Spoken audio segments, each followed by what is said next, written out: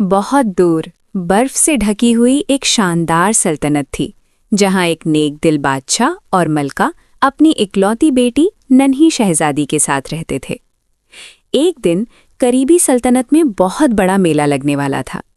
इस मेले में दूर दूर की सल्तनतों से लोग, ताजिर, फनकार और काफले आए थे। बादशाह और मलका भी खुशी खुशी इस मेले को देखने अपनी बेटी और कनीजों के साथ रवाना हुए। मेला बहुत रंगारंग और हुजूम से भरा हुआ था। हर तरफ रोशनी, खिलौने, मिठाइयाँ और मौसीकी थी। नन्ही शहजादी ये सब देखकर बहुत खुश हुई। घूमते घूमते वो थक गई और एक खूबसूरत सजी हुई गाड़ी कार्ट के पास बैठ गई। वो गाड़ी कपड़ों और तोहफों से भरी हुई थी और थकन के बायस शहजादी वहीं सो गई।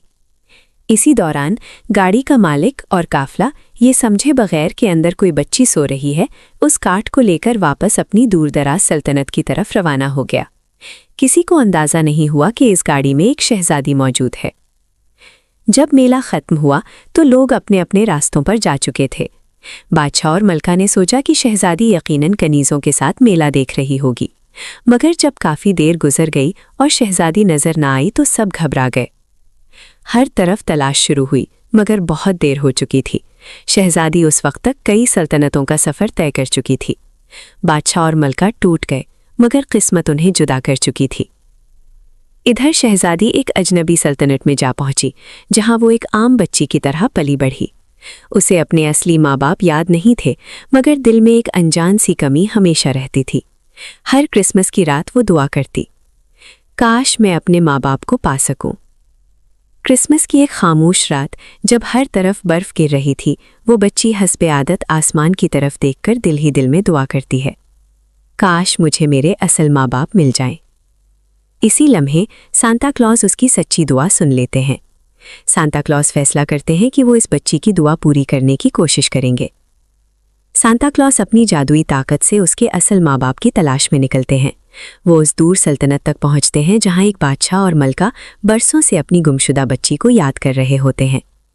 इसी क्रिसमस की रात बादशाह और मलका भी खामोशी से अपनी बेटी के लिए दुआ कर रहे होते हैं। महल में आज भी उसकी याद ताज़ा होती है। ये सब देखकर सांता क्लॉज समझ जाते हैं कि यही वो माँ बाप हैं जिनकी दुआ इस बच्ची की दुआ से जुड़ी हुई है। सांता क्लॉज वापस उस बच्ची के पास आते हैं और उसे तोहफे के तौर पर एक खूबसूरत शीशे का ग्लोब, स्नो ग्लोब या डोम देते हैं। इस ग्लोब के अंदर बर्फ गिर रही होती है और इसमें एक शानदार महल बना होता है। महल के सामने बादशाह, मलका और एक छोटी सी बच्ची एक साथ खड़े होते हैं। जब बच्ची इस ग्लोब को हिलाती है तो बर्फ और तेज हो जाती है। वो उसे गौर से देखती है, उसका दिल अजीब सी कशिश महसूस करता है और वो हैरानी से कहती है, मैं नहीं जानती क्यों, मगर मुझे इस जगह जाना है। सांता क्लॉज मुस्कुरा देते हैं, क्योंकि वो जानते हैं कि ये ग्लोब सिर्फ एक खिलौना नहीं, बल्कि इस बच्ची की किस्मत की तरफ पहला कदम है। शीशे का ग्लोब हाथ में लिए वो बच्ची देर तक उसे देखती रही। उसके दिल में एक अजीब सी बेचैनी थी।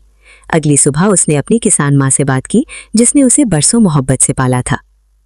उसने धीमी आवाज में कहा, माँ, मुझे नहीं मालूम क्यों, मगर मेरा दिल कहता है कि मुझे इस जगह जाना चाहिए जो इस ग्लोब में है।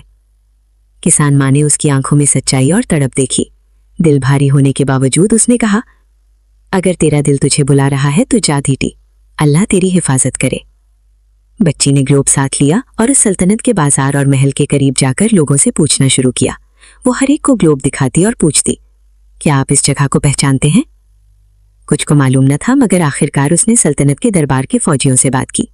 एक बूढ़े सिपाही ने गौर से ग्लोब देखा और चौंक कर कहा, ये तो दूर दराज की सल्तनत स्नोवेल का शाही महल लगता है। ये यहाँ से कई दिनों के सफर पर है। ये सुनकर उसके दिल की धड़कन तेज हो गई। बच्ची ने घोड़ा संभाला और ग्लोब को मजबूती से थामे अपना सफर शुरू किया। रास्ता आसान न था, बल्कि हर कदम पर एक नई आजमाइश पेश आ रही थी। सबसे पहले वो एक घने जंगल से गुजरी। दरख्तों की छांव इतनी गहरी थी कि सूरज की रोशनी भी जमीन तक नहीं पहुंच रही थी। रास्ते में कई बार घोड़ा फिसलने वाला था और वो अपनी हिम्मत और तेज नजर से खतरात से बचती रही। कुछ जगहें तो इतनी तंग थीं कि घोड़े को सर के बल पीछे हटाना पड़ा। जंगल के बाद उसे एक बर्फानी पहाड़ पार करना था। बर्फ इतनी गहरी और सर्द थी कि कदम रखते ही बर्फ से चीख निकलती। हर कदम पर घोड़े के पैर फिसल रहे थे और हवा इतनी तेज चल रही थी कि उसके गाल जमी हुए। लेकिन बच्ची ग्लोब को देखकर अपने हौसले को मजबूत रखती रही। पहाड़ पार करने के बाद एक टूटा हुआ पुल आया। नीचे गहरा दरिया था और पानी बर्फ से ठंडा था। पुल पर लकड़ियां हिल रही थीं। बच्ची ने घोड़े को आहिस्ता आहिस्ता चलाया और दिल ही दिल में दुआ की कि अल्लाह हिफाजत करे। पुल के पार पहुंचते ही वो लंबा सांस लेकर हंस पड़ी और दिल में खुशी की लहर दौड़ गई। आखिरकार कई दिनों के सफ़र के बाद वो स्नोव्हील किंगडम के महल के करीब पहुंची।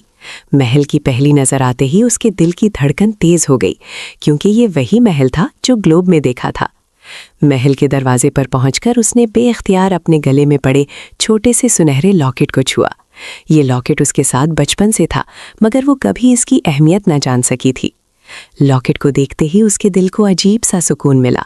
उसे यूं महसूस हुआ जैसे वो इसी जगह की तलाश में थी, जैसे यही वो मंजिल हो जहां उसे आना था।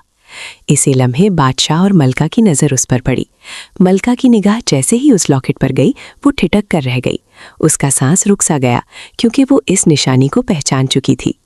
मलका बेख्तियार आगे बढ़ी, लरसते हाथों से बच्ची के गले में पड़ा लॉकेट थामा और आंसुओं के साथ बस इतना कह सकी, मेरी बेटी। और यूं बरसों की जुदाई खत्म हो जाती है। बच्ची हर क्रिसमस की रात अपने ग्लोब को देखती, दिल में खामोशी से कहती, क्रिसमस के मौके पर मौजज़े होते हैं और दिल की सच्ची ख्वाहिशें पूरी की जा सकती हैं। अगर आपको ये कहानी पसंद आई हो, बराहे करम वीडियो को लाइक करें, चैनल को सब्सक्राइब करें और कमेंट्स में ज़रूर बताएं कि आपको ये कहानी कैसी लगी। आपके एक लाइक और सब्सक्राइब से हमें मज़ीद खूबसूरत और दिलचस्प कहानियाँ बनाने का हौसला मिलता है। जल्द ही एक नई कहानी के साथ दोबारा मुलाकात होगी।